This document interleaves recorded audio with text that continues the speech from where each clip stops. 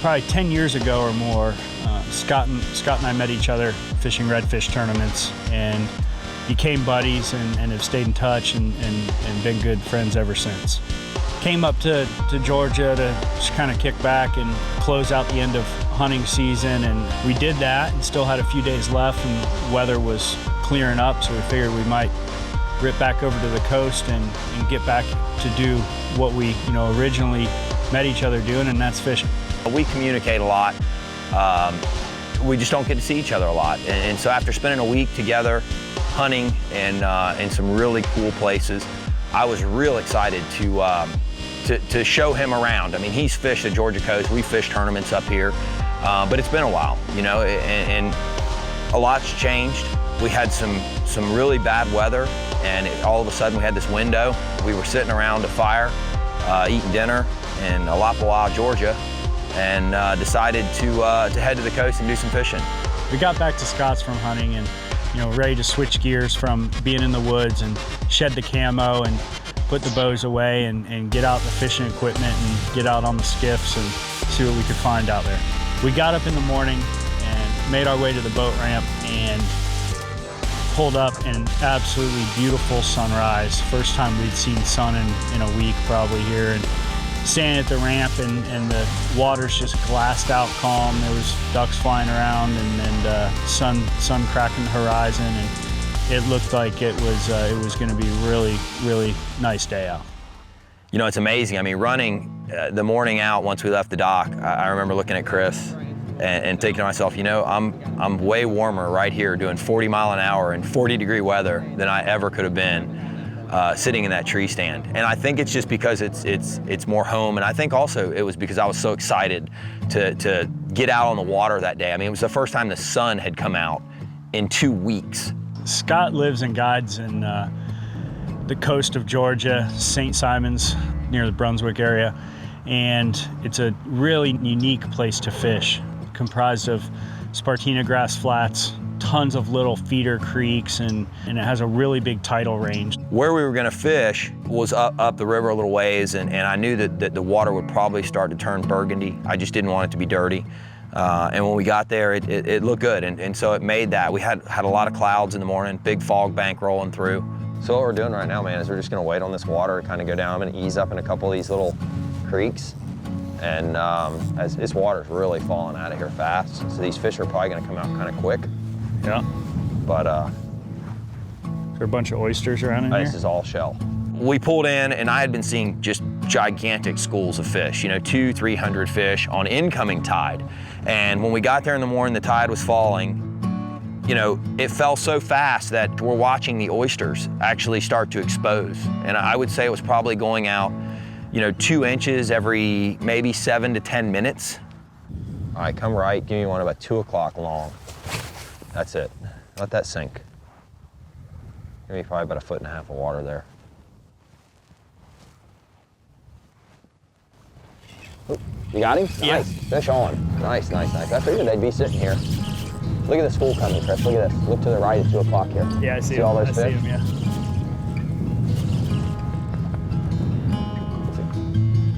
Sweet.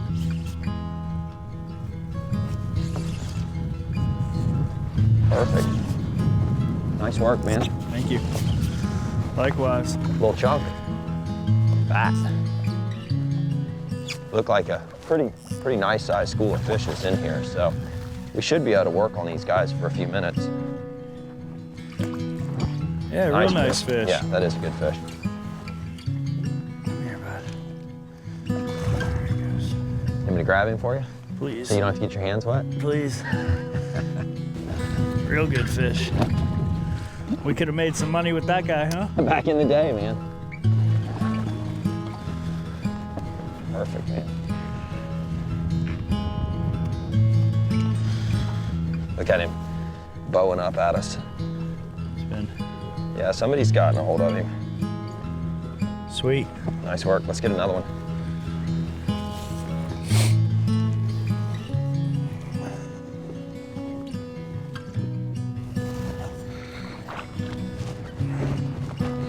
Tell you what, the water's cold. Wild Instinct Outdoors is in partnership with Ray Marine. Go hunting underwater with Ray Marine.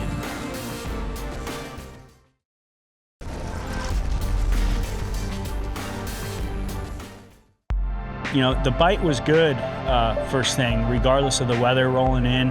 I think it was like that backside of the front. There was still a little bit of a feed right before the high pressure came in. And so it was a pretty good bite first thing in the morning. The tide was falling out and we were basically intersecting these redfish as they were coming out of the backwater creeks that in 4 or 5 hours would be completely dry. A lot of times, Chris, see the, oh, you got him right there in front of the boat. Nice.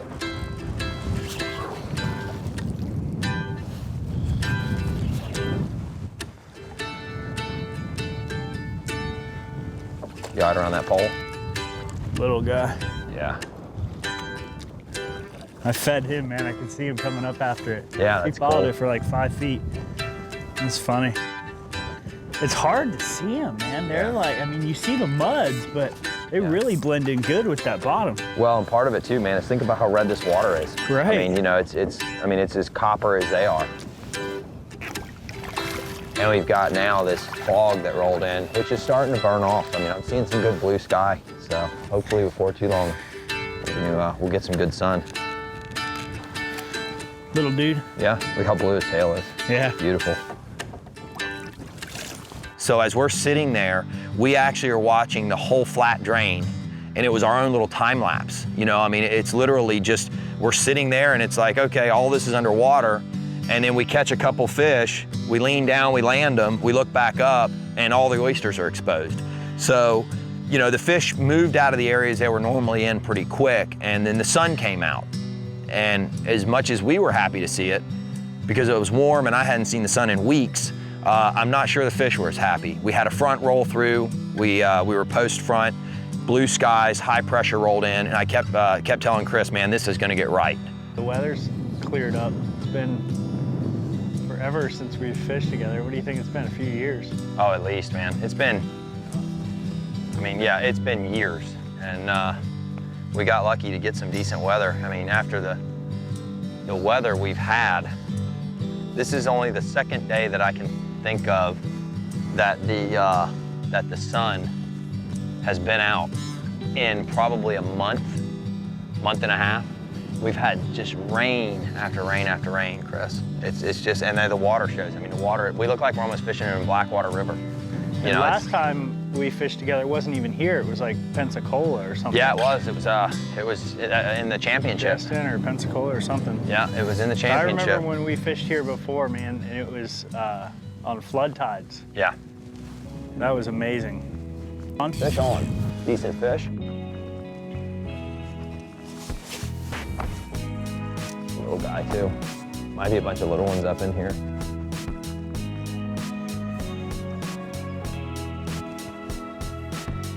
Oh, nice flatty. Flatty. There's your flounder you missed a minute ago. Yeah. It's his lucky day, man. It's too cold to clean fish. Nice. Get him, Chris. He's got good color, though. Pretty fish.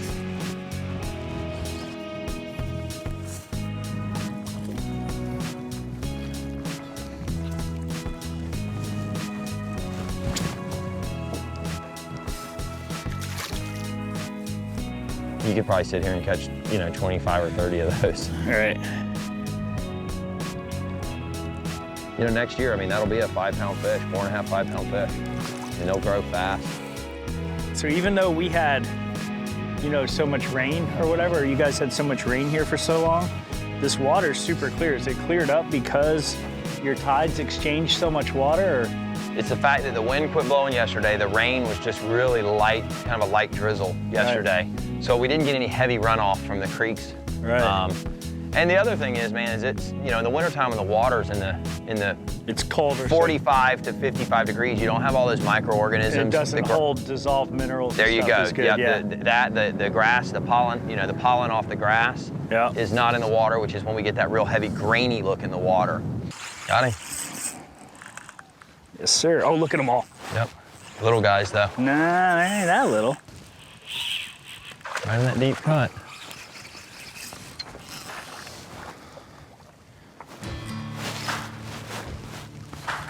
Nice work, man. Thank they you. were just sitting right in this cut, Yeah, right where they that were. current's They were filtering in, just laying feeding. in that deep stuff. Yep.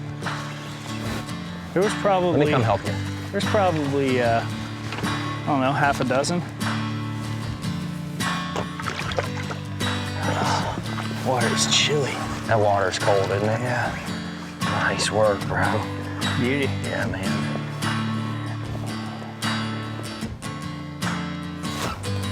Nice. Cool. Great fish, man. Great fish. All right, we'll get this one back. Laying right up on the edge like you Yep, thought. yep.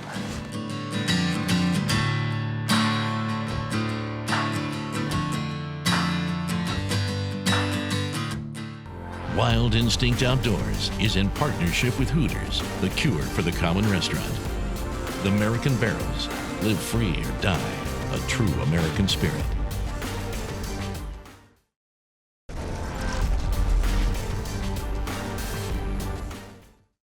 To me, sight fishing it's the same reason that I love bow hunting. It's that another level of difficulty, and really makes you bring your A game and utilize your instincts and your senses as an animal and as a predator to figure out and to fool that animal in very short time frames. You know, Chris, there's nothing more than I love, man, than just this right here, just pulling the skiff.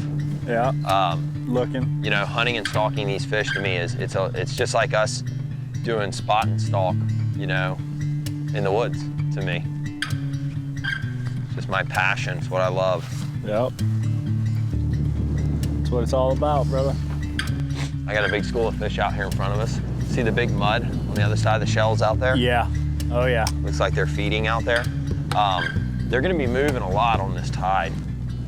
Go ahead and put one more up in this cove for me. Here? Yeah, just right in this back pocket. Good. See this mud right here? Oh yeah, that's what, but they pushed up in there. See the weight going away from us? Big school? Yeah, yeah. I'm right in them, dude. Yep. It's a lot of fish.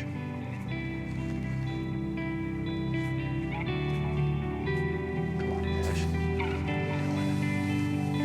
There he is. There he is. Nice. Just past me, Scott, if you want I to see try him. double. I got him. Right where you thought they'd be. Yep, they were sitting right in that pocket.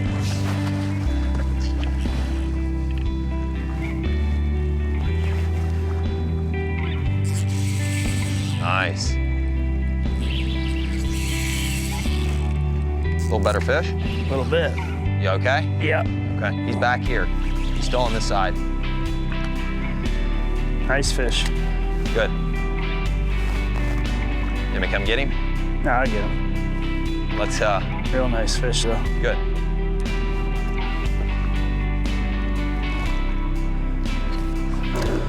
Great fish, man. They got big old tails. But I wonder if that's why they fight so hard here. Look at that thing. Big old wide tail. Beautiful.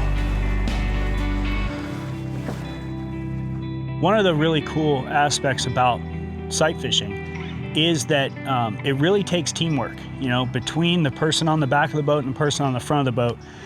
When there's a catch, it is an accumulation of that teamwork together. You know, the guy in the front of the boat can't do it by himself, and it's really a thing where both people are looking and communicating, and to be on the same page with a person when you're working that is a real treat. And it's something that working with Scott and fishing with Scott, you know, he's very good at that. He excels at that. And so for him to be able to communicate to me, you know, there's a fish at 2 o'clock or a fish here, or they're doing this, or make this cast, he's really good at doing that. And also he's very good at picking up on if I see a fish and what I need him to do with the boat to put me in a position to present the lure in a proper fashion. Oh, yeah. There he is. Nice. I thought I had a hit in there good too. Dang, man. I actually think I had 2 fish eat in there. My man pulls it off for me. Little guy? Yeah, Hey, we'll take him. absolutely. You get him around all that?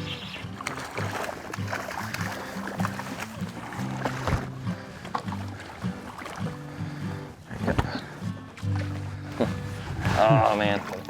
These guys are abundant here right now. There was a couple large ones that slid, man. Yeah, But pushed out of I don't there. know This if they fish did just... not make that wake. No, it didn't. So, and I had 2 eats in there. Both of them jerked my plastic off to the right. Wild Instinct Outdoors is in partnership with XS Sight Systems, the fastest sights in any light. Boatmaster Trailers, the name that represents quality.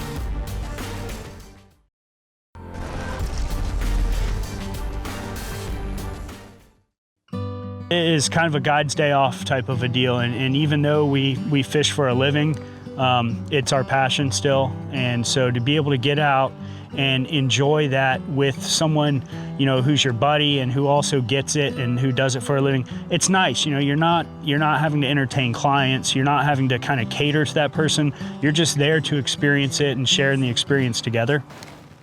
Oh, right here, dude. Drop it easy. That's not gonna do it.